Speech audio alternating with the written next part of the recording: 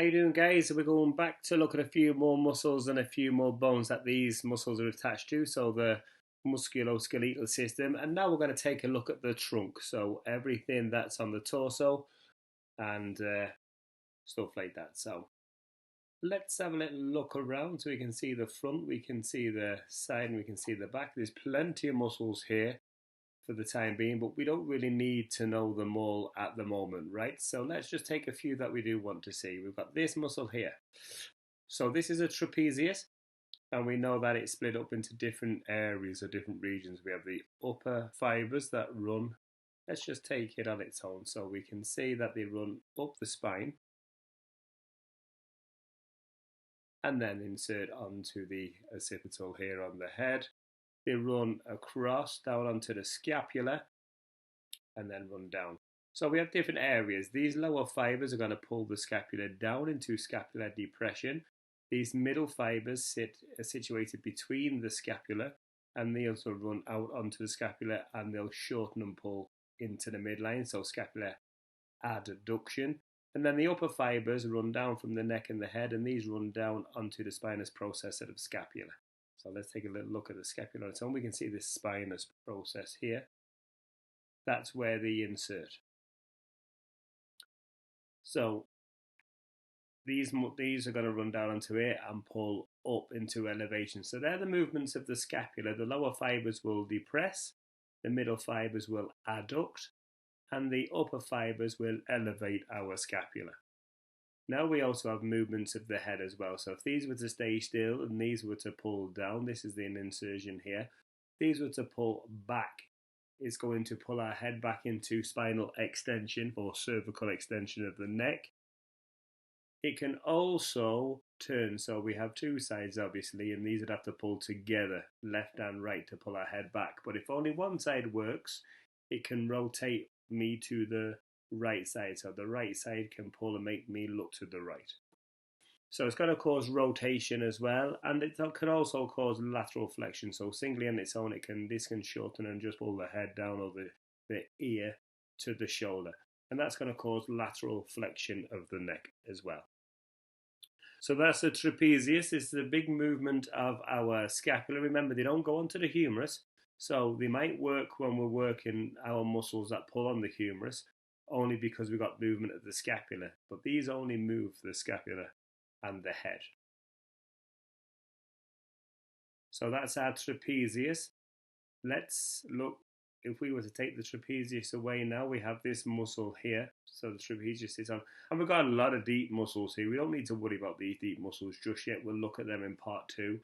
We have this big muscle. This is a nice big muscle on our back, and this is our latissimus dorsi, and it's going to just originate here on the ribs and our lumbar fascia, and it's going to run up onto the humerus, we can see here on the inside. So if these were to run all the way up and shorten, it's going to pull my humerus back, and that's going to extend the shoulder. If I was holding in a horizontal plane of motion like this out to the side like a T, it would also pull my arm back into horizontal extension of the shoulder. So that's the two extensions. Because it's situated lower than the attachment site, this is going to pull our arm down as well, and then that's going to adduct the shoulder, so shoulder adduction. And it's also a big muscle for causing medial rotation, because of the way it inserts. If it was to pull, it would immediately rotate the shoulder joint. So there are four actions of your latissimus dorsi. We have extension and horizontal extension of the shoulder. We have shoulder adduction and shoulder medial rotation. Perfect. Let's spin around to the front now, and then we have this big group of muscles here on the chest. So we have this muscle here. Take it away. We can see an extension. This muscle is this that we know about, we've already looked at.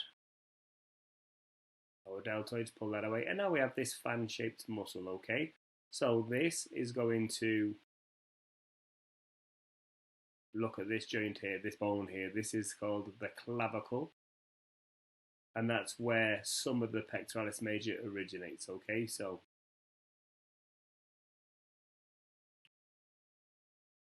we have, there we go. So on this medial side of the clavicle, we can see it originates here. So the middle 2/3, then down the sternum, we have the sternal section, and then we have the abdominal section down the bottom here. So the clavicular section, your sternal section, and then the abdominal section, we'd call it the costal cartilage section as well. Okay, so let's have a look what it does. We can see the way it inserts on the arm here. So if these upper fibers were to pull and the insertion come closer to the origin, that would elevate our arm forwards into shoulder flexion. If we were to hold it out in a T as well, these muscles here running across would also pull us in forward into horizontal flexion also. These lower costal testicular cartilage section here that pulls up is going to pull our arm down into adduction of the shoulder. And because of the way it inserts here like this, if it was to pull, the head of the humerus would rotate inwards in towards the midline. So it also is going to cause medial rotation of the shoulder as well. So two actions, the same as the latissimus dorsi, shoulder adduction and medial rotation. And then two actions are the opposite of the latissimus dorsi. You've got shoulder flexion and horizontal shoulder flexion.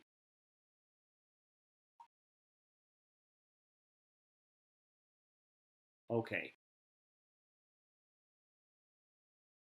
So that's the pectoralis major, our latissimus dorsi, and our trapezius. Like I say, we do have more muscles here around. We'll have a little look at them in part 2. We don't need to worry about them for time being. We have more muscles here running up the frontal side of the scapula as well. We don't need to worry about. Let's take a look at the abdomen. Now, we'd only need to think of these as a group of muscles for a second. So I'm just going to strip them away and look at them individually. We have this muscle here. These are at the side and they're running diagonally, so we call them obliques. We have these ones that run deeper, so these are our internal obliques.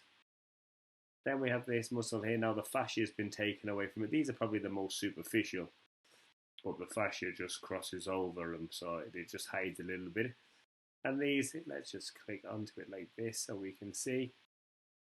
Going from our costal cartilage here in our sternum, and then onto the pubis. So we can see that this is going to be a big flex of the spine. These muscle fibers are running straight up.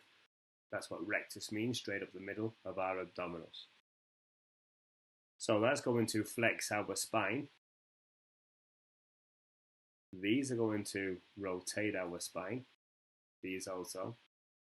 And then if I take this one away, we've got these ones that run this way in a transverse plane of motion. So these are our deepest muscles, and what these do is they don't cause any movement. These all run into fascia and all connective tissue and they run this way. So if these were to contract, they would just compress our abdominal contents. They're going to slim the waist and unload the vertebral column. So they really do take a lot of pressure off the spine. But as a group of muscles, we'll just call these the abdominals at the moment, and they're going to be responsible for rotation of a spine, lateral flexion of the spine, and then flexion of the spine. Okay, so that's our muscles in the trunk for the time being.